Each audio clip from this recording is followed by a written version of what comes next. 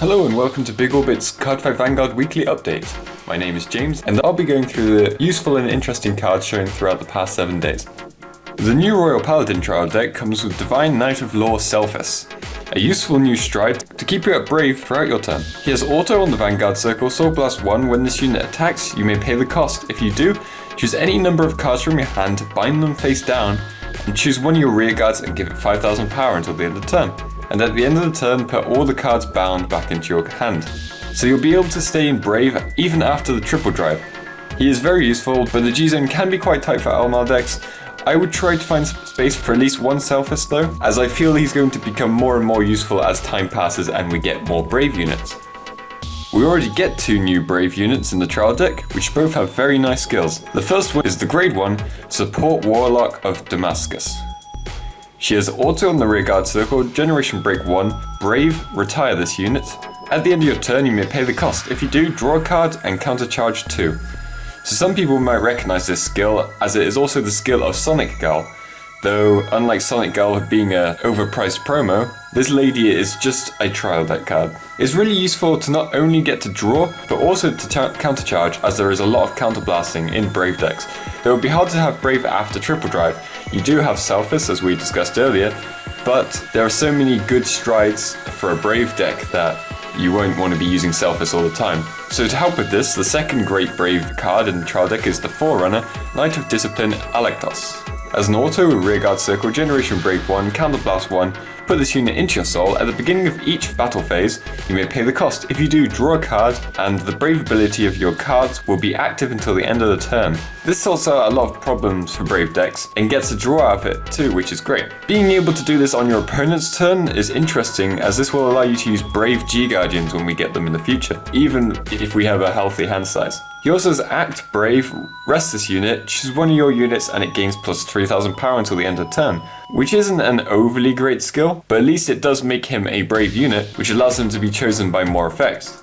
Some people might want to run multiples of this card, especially if we get some more units that can search the deck for brave units. Knight of Heavenly Decree Altmal is a triple R in the new character booster 1. As an auto on the Vanguard circle, generation break 2 with brave. When this unit attacks, choose up to 5 of your rear guards and they get plus 4,000 power until the end of turn. This bothers me a little as it discourages the use of stand triggers, which do really help in brave decks. Though, he has an auto ability on the Vanguard circle. At the beginning of your ride phase, choose up to 1 card from your hand, call it to rearguard circle, and that unit gets plus 4,000 until the end of turn. And the third skill, auto on the Vanguard circle during your turn. When your G unit stride, choose up to 1 card from your hand, call it to rearguard circle, choose up to 1 of your units with the brave ability, and it gains plus 4,000 power until the end of turn. So you're getting less power and less freedom of where to put the power, but it doesn't cost a counterblast like the original Altmal. I feel this will have you choose between the 2 Altmals to see which one suits the current situation more, which I'm very much a fan of, as it will make matches more interesting. Depending on what you'll go against, you will make different decisions. The new Asha is also a triple R, and she has been revealed to be Ranunculus of Searing Heart Asha. She has Bloom as an auto on the Vanguard circle, generation break 2. When your unit with the same name as this unit is placed on rearguard circle, countercharge 1 and soul charge 1. Just remember that this unit can be activated with cards like Ideal Maiden Thuria, who will take the name of Asha. Another of her skills is auto on the Vanguard circle. At the end of each turn, choose a card from your hand and call it to rearguard circle. This will keep your units safe if you bring them out at the end of your opponent's turn, if your opponent has a high retiring deck. Then you will be able to clone it with your on-stride skill. The on-stride skill for this Asha is auto on the Vanguard circle, counterblast 1, soul blast 1. During your turn, when your G unit stride, you may pay the cost. If you do, choose one of your rear guards, search your deck for up to 1 card with the same card name as that unit, and call it to rearguard circle. Shuffle your deck, and the unit called with this effect gets boosted until the end of turn. So slightly more costly than the original Asha, and you don't get the 2,000 power, but the boost helps so much for the powerful Bloom turns. And also, the Counterblast 1 and Soul Blast 1 isn't too bad when you consider that she also can countercharge and soul charge. As you don't want to use too many cards from your hand defending this archer, we get a new powerful G-Guardian just for her. Flower Princess of Passiflora Cerulean Marlena. Also, when this unit is placed on Guardian Circle, choose one of your units. If you have 2 or more units with Ranunculus in its card name, or you have 4 or more units with the same card name as the unit chosen with the effect, this unit gains plus 15,000 shield until the end of battle. It's important to note that if you choose for 4 of your units to have the same name, those units can also be in the Guardian Circle as well as on the rear guard circles. The first of the GRs has been announced to be Nectar's new stride, Flower Princess of Beautiful Winter, Inverno. Her first skill is act on the Vanguard Circle, Soul Blast 1 once per turn, choose a total of up to 5 normal units from your drop zone and rear guard circle, return them to the deck, and shuffle your deck. If you return 5 cards, counter charge 1 and soul charge 1. That's a lot of units that you need to get to the counter charge and soul charge. At least you can get a lot of clones back into your deck, and it's a good way of preventing deck out.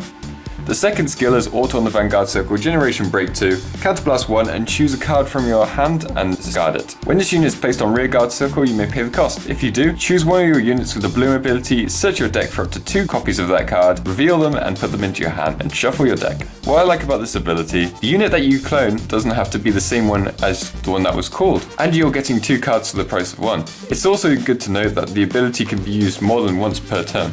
A few cards were also revealed for the next character booster, We Are Trinity Dragon, but 2 really stood out for me. The first one I'll talk about is the new Amaterasu card, which is a G-Guardian, Son of Eternity, Amaterasu. She will be a triple R, which is a little odd for a G-Guardian, but her skill is well worth it. Her first skill is fairly simple but very strong. Also, when this unit is placed on Guardian Circle, if the number of cards in your hand is 4 or more, this unit gets shield plus 10,000 until the end of battle. You only need 1 more card than you would with the Ichibiyoshi G-Guardian, which is easy to pull off for Oracle Think Tank.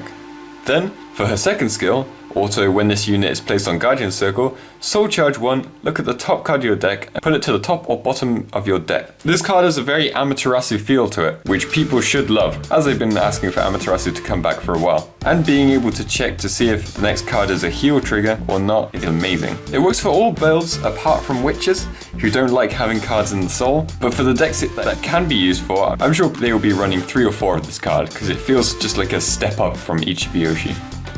The second card is Enigman Calm, a new perfect guard for Dimension Police. This perfect guard can defend both your Vanguard and your Rear Guard. Then he has the burst ability of Auto, Drop Zone, Generation Break 2, Counterblast 1 and Soul Blast 1. At the end of the battle, let your Vanguard with the burst ability attacked. If this unit's power is 40,000 or greater, you may pay the cost. If you do, return this card to your hand. If the unit's power is 45,000 or greater, countercharge 1. Now this could either mean that it's another Enigman that isn't really meant for Enigmans, or that Enigmans will start to take on the burst ability in the new set, which I think would be a really good way to bring them back. Either way, this skill is amazing. It makes your deck both offensive and defensive, with Dimension Police's natural power gain and the perfect guard that comes back to the hand from the drop zone.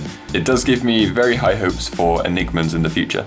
And that is all for this week. There are a lot of really great cards this week, and if you have any questions about the ruling, feel free to leave them in the comment section below and I'll try and answer them as best as I can. And be sure to check out next week when I'll be going through the useful and interesting cards shown throughout the next 7 days. So I hope to see you next time. Bye!